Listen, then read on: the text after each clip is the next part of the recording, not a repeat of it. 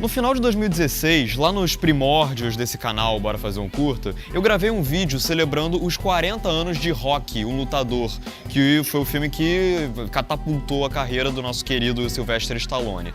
E é curioso você perceber que hoje, mais de 40 anos depois, a franquia sobreviveu, o personagem continua icônico na história do cinema e, mais do que isso, a franquia se renovou a ponto de passar o protagonismo do Rocky Balboa para outro personagem. Eu, pessoalmente, sou fascinado pela franquia do Rocky Balboa. Eu acho que a criação do Rocky, a maneira como ele espelha a carreira do próprio Sylvester Stallone, a vida dele, e ao mesmo tempo o que ele significou para aquela época, o que aquele ícone representou para aquele contexto dos anos 70, eu acho que é algo super poderoso. Eu acho interessante você analisar como que ao longo de todos os filmes, dos bons aos ruins, os ruins também, como que cada um não deixa de representar uma etapa diferente na vida do próprio intérprete.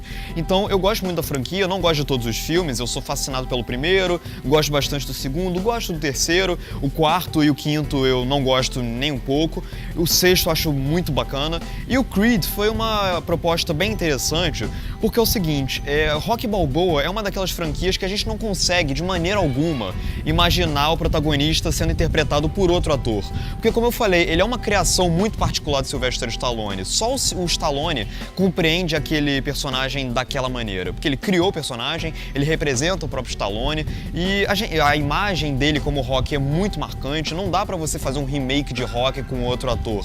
Não dá, vai ficar algo esquisito, porque é uma franquia muito atrelada ao seu criador. Não é como, por exemplo, o Rambo, que é baseado num livro e por mais que seja muito consolidada a imagem do Stallone como Rambo, ainda assim existe uma razão, talvez, em trocar o ator um dia, eventualmente. E a primeira razão que me levou a gostar muito do primeiro Creed, lá de 2015, que o Ryan Coogler, do Pantera Negra, dirigiu, aquele filme, ele conseguia pegar o universo do Rocky Balboa, com o Stallone de volta e tal, e passar para outro diretor, para outro protagonista, para outra abordagem estética, para outra identidade, de uma maneira natural. Você não soa que estão roubando uma propriedade que é muito pessoal do Stallone e dando para outros executivos de outra produtora fazerem só como caça-níqueis. Não, existe uma continuação lógica, existe realmente... O personagem do Rocky Balboa continua inteiramente atrelado ao Stallone, a figura do Stallone, mas o universo prossegue com outras mãos. Então existia essa segurança no primeiro Creed que fazia muito bem ao filme. E é interessante você fazer a maratona de todos os filmes do Rocky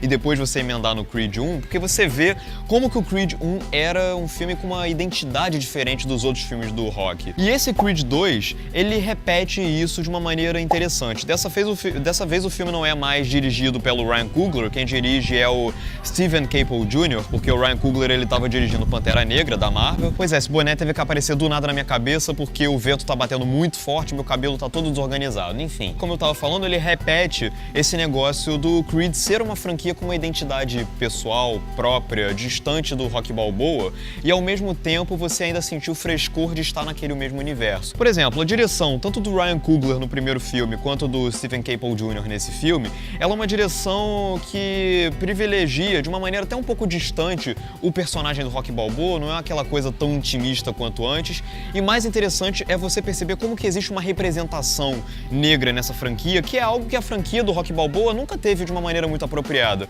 O Apollo Creed, ok, beleza, ele era um reflexo do Muhammad Ali, então fazia sentido. Agora, aí veio o Clubber Lang, aí depois veio o Ivan Drago, ok, beleza, mas aí depois o Tommy Gunn, ele era movido por um empresário negro que queria maltratar todo mundo, queria se aproveitar, queria te enganar e tal, e o Rocky Balboa, o vilão também era o Mason Dixon, que também era um cara negro. Então, a franquia do Rocky nunca foi uma franquia de uma representação muito expressiva nesse sentido. E o Creed, é maneiro você ver isso, como ele enfoca também a Filadélfia, mas enfoca mais essa questão do personagem ser um cara negro, de família negra, que namora uma mulher que cria músicas para aquele segmento, para aquela cultura, representar aquele pessoal. E o filho deles, nesse filme aqui, a personagem da Bianca, que é a namorada do Adonis Creed, ela fica grávida e ela resolve que a filha vai ter um nome específico. E aí o Stallone, pô, por que você não coloca esse outro nome? E aí o Adonis Creed até fala, pô, você tá esquecendo que a minha filha vai ser negra e tal. Então, essa questão da representação é interessante e, mais do que isso, essa franquia se distancia do Rocky até na sua estética, porque o Rocky Balboa era uma franquia com uma abordagem estética bem mais, eu não quero dizer dramática, mas mais romantizada, uma abordagem mais romântica, talvez pelo fato do Stallone ter uma ligação sentimental muito mais próxima com a sua criação, que era o Rocky Balboa. E aí, essa franquia, como eu falei, ela encara o Rocky de uma maneira um pouco mais distante, aquele universo é um universo mais cru, mais frio, mais direto, um pouco mais expressivo. Isso se reflete, inclusive, até na própria composição dos planos, assim, o primeiro Creed, ele já começa com um plano sequência, ao longo do filme inteiro a gente vê vários planos longos, que são coisas que a franquia do Rocky não fazia tanto. Usar grafismos na tela e esse tipo de coisa. E o Creed 2, ele volta seguindo essa mesma cartilha. Eu não vou dizer que ele inova, mas ele segue essa mesma cartilha. É um filme com ritmo, como sempre, ágil, empolgante, é um filme bastante empolgante, como todos os filmes da série Rocky, quase todos, tirando o Rocky 5 e o Rocky 4, claro. Mas assim, ele continua com aqueles momentos memoráveis, como por exemplo a sequência do treinamento, que não tem mais a Gonna Fly Now, claro, porque é outro contexto, mas tem uma sequência de treinamento que é muito bacana, que é muito empolgante. As sequências de lutas são sequências de luta que se beneficiam não só da direção, mas até mesmo da construção sonora. Você escuta cada pancada, você escuta até mesmo os ossos sendo fragilizados com cada porrada que você ouve na luta. Então, por conta disso, as lutas são viscerais, são empolgantes e funcionam muito bem. E o filme salta desses momentos dramáticos, como por exemplo a rixa que o Adonis começa a ter com o Rocky por motivos pessoais, e também momentos de humor, como por exemplo o momento que o Adonis vai pedir a Bianca, a personagem da Tessa Thompson, em casamento. É um momento muito engraçado e a abordagem, esses momentos engraçados e os momentos dramáticos, funcionam em sintonia, em harmonia, funcionam muito bem. Sim, é verdade que o roteiro desse filme está longe de ser dos mais inspirados, dos mais criativos. Existem, inclusive, vários momentos desse filme que me lembraram em excesso momentos de outros filmes dessa mesma franquia. Por exemplo, o personagem nesse filme, ele pede a sua namorada em casamento. Depois eles têm filhos. E até no próprio começo do filme, ele começa a ser desafiado por um cara e o desafio lembra um pouquinho o Clubber Lang. E é claro que o final do filme é bem previsível, você sabe o que vai acontecer e tal. Mas apesar disso, eu acho que o roteiro ele tem uma certa sagacidade ao amarrar pontas soltas que a gente nem sabia que eram pontas soltas, como por exemplo, o final do filme tem uma pequena dica que ele remete ao momento do Rocky 4, onde o Rocky se recusa a jogar a toalha branca e aí por causa disso o Apollo Creed morre. Todo mundo lembra desse momento. O filme ele resgata esse momento e cria um gancho no final que é interessante. E além disso, como sempre, o filme se beneficia das atuações e do fato de que a gente já está familiarizado com os personagens, que a gente gosta dos personagens.